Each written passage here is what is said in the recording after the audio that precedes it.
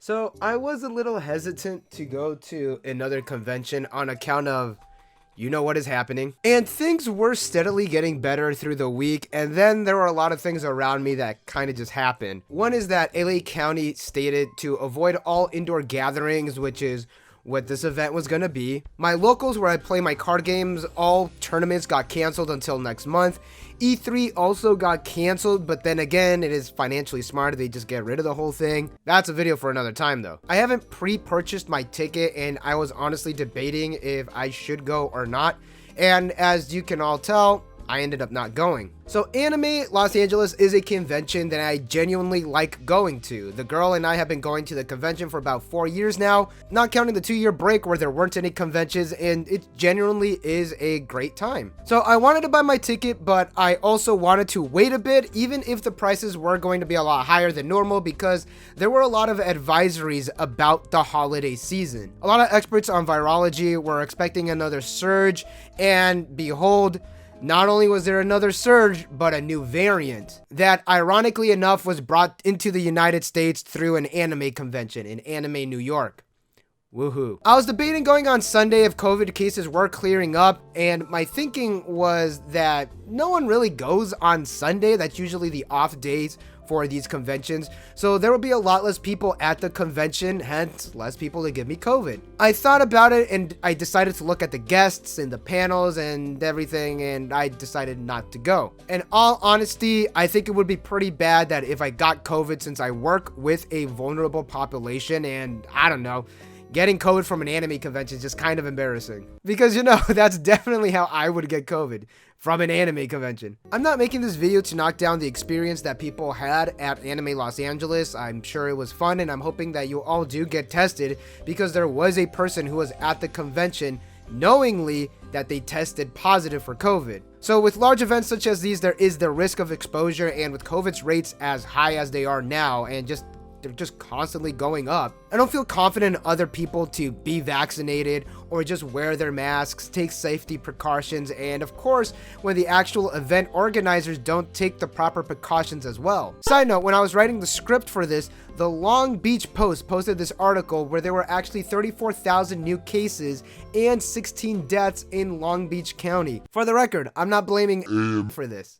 I'm not. Regardless, this did look somewhat fun, and I lived vicariously through people on Twitter. The fire alarm that rang and that was a false alarm sounded like a goddamn nightmare, honestly. And of course, there were accusations of stolen art in Artist Alley. Never change, anime conventions. Never change. The entertainment side of it actually sounded really great to a certain extent. The guests, I'm sorry, I don't know them. Casey Mungillo, I said that name wrong, was there, who you may know him as the new voice of Shinji in Eva and Show and Mob Psycho. And could they have used a more blown out photo? Kira Buckland, who voiced 2B, Seraphina in Disgaea 5, Mitsuri in Demon Slayer. You get it, she's been in a lot of stuff. And of course, Les Claypool from Primus. I don't know what he's doing here, but he was actually, what? That's not him. Oh, never mind. Of course, because this is a smaller convention, you know, smaller in air quotes, they're really trying to go big this year. They do not have an industry representative or industry panels or any Japanese guests, so there is that against it. Pierre Bernard is here. That is odd, but I'm glad he's doing well. Speaking of panels, there were some interesting ones that I would personally like to attend. I wish I could just get like a little more information about them, but the website is honestly hot ass. Let me talk about the website super quick. There was no link available to any information on the events or the panels available on the website. There were these grids that gave the time of the panels, but no information. I did find a link that said events, and when I clicked on it, it brought me to this blank screen. You had to download an app to get the schedule.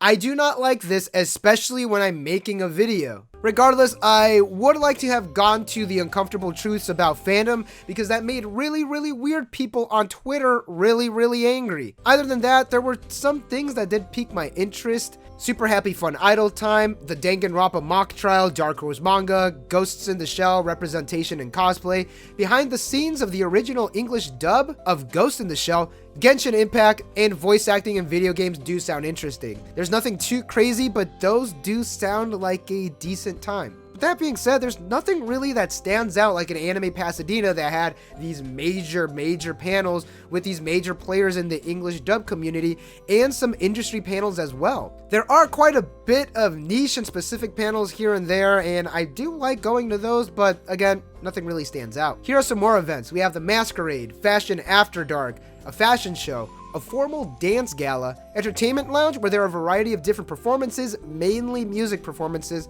dance battles, DJs, something called cosplay chess.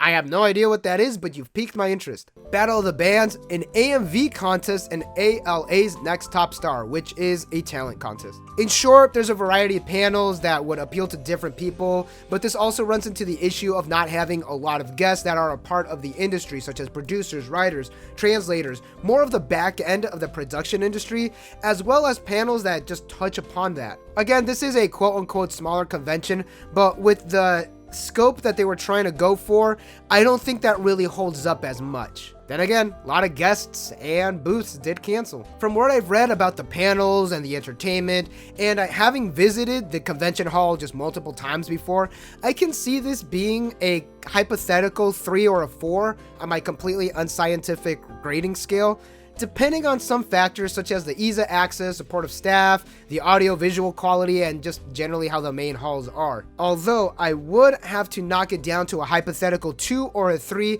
because it was spread out between 4 days. Let me explain. Do I think this was worth going all 4 days?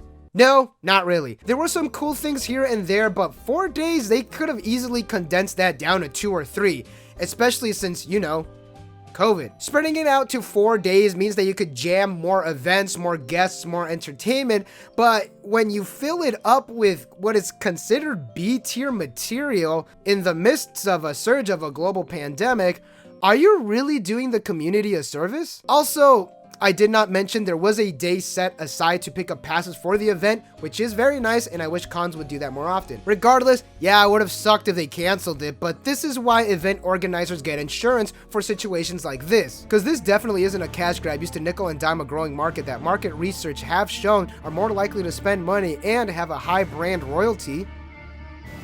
Right? And there we have it, a convention that could easily have gotten a 4 out of 5 if it had more substantial guests, dropped down to a potential 3, but also dropped down to 2 because there's just way too many days and you don't really need to have that many days with subpar entertainment in it. Very unscientific indeed, like I said. If you had fun, I'm glad you had fun.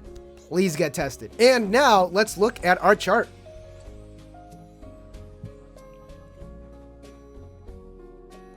Stay safe, everyone. Get tested. Remember, you don't have to go to every single anime convention. Even though that is my job on the channel, I think it was smart to skip this one. This has been Lunchbox 5930. Catch y'all in the next one. Hopefully.